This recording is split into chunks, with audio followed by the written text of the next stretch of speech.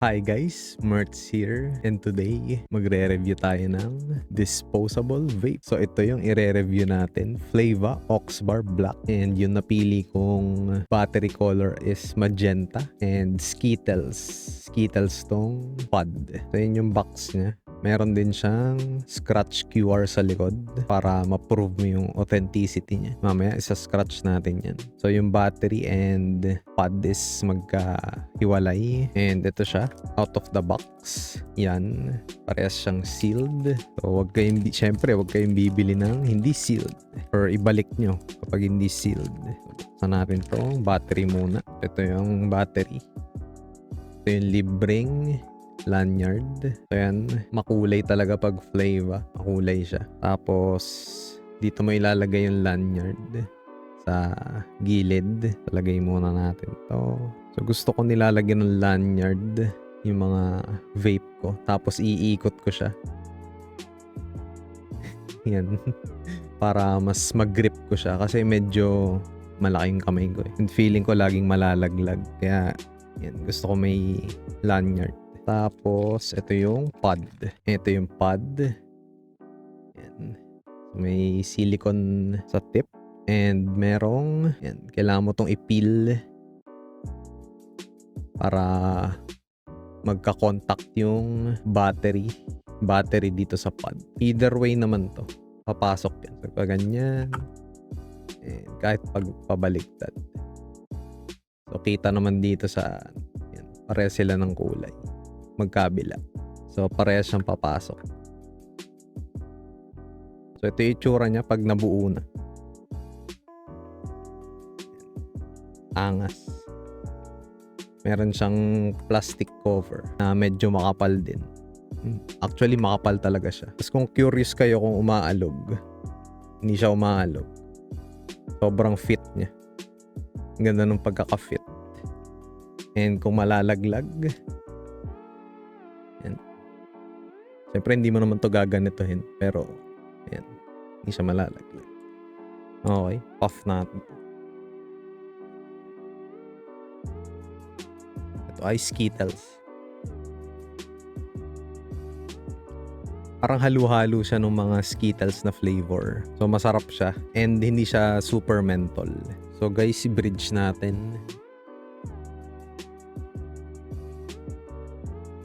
So, pag binridge mo, ramdam mo yung menthol. Ramdam na ramdam pala yung menthol pag binridge mo. Pero kapag hinipak mo lang,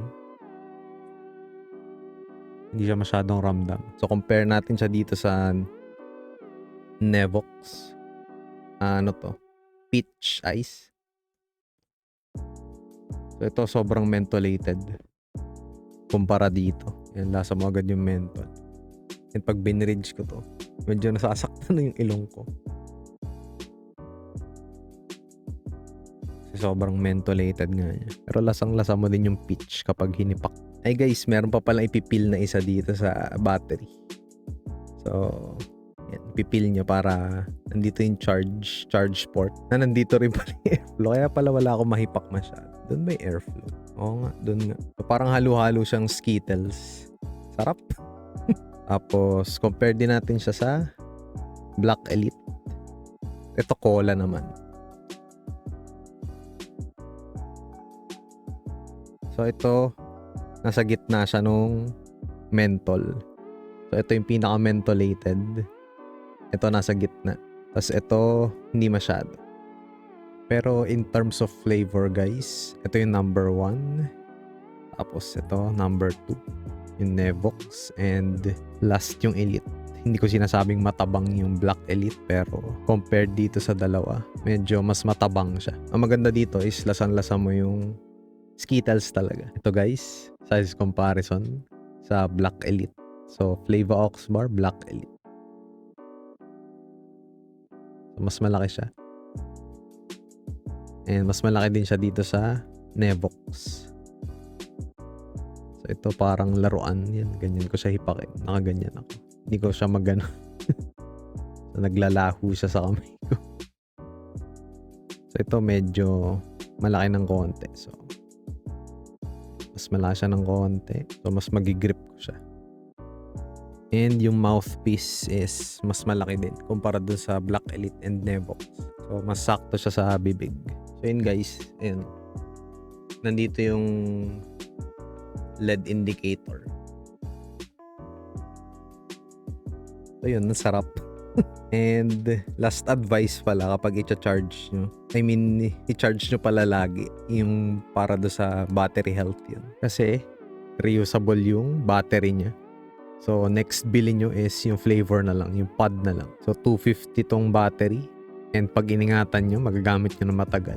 Tapos 350 tong pod, yung flavor. So next bilhin nyo, 350 na lang. So first buy is 600. So yung mga next buy nyo, 350 na lang yung pod. So, syempre, pag i-charge na, tanggalin nyo to. Saksak nyo lang yung Type-C. Type-C yan. So, yun, every 2 to 3 days ako nag-charge. Depende sa paghipak mo. So, yun, i-charge nyo lang lagi para hindi agad masira yung battery. 100 lagi. So, mga pag 50% yun. Ito kasi may battery indicator. Itong Nevox. So, pag nag-50 na yan, charge ko na yan. For battery health. Scratch and verify natin. So, yun guys. Na scan ko na yung QR tapos verify natin. So yan, patatlong beses ko na kasi siyang kinlik pero yung una, kulay green siya. So malalaman nyo na kapag query number 2 kayo, kapag una yung beses nyo chinek, ayun, ibig sabihin nagamit na siya. So scan natin tong pod. So yung battery yung in-scan ko na una. So yan, ito yung pod. So yan, kulay green.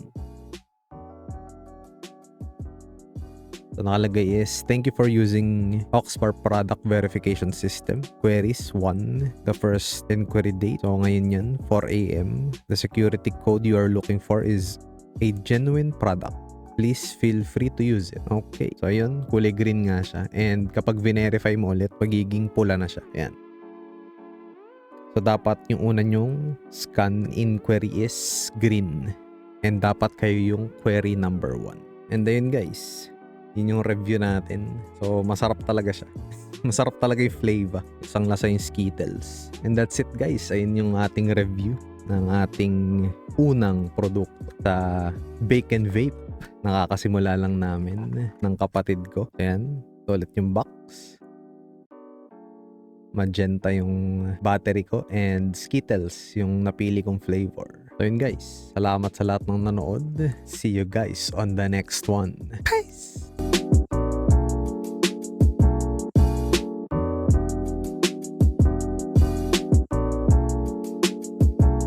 Hindi ka masyadong rinig. Mataas yung noise gate ko eh.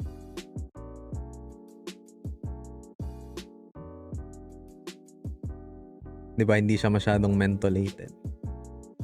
Pero lasan-lasa mo yung Skittles. Talaga. Sarap na. No, maganda yung airflow. Maluwag. May hipak mo talaga. Oo, sa ilalim.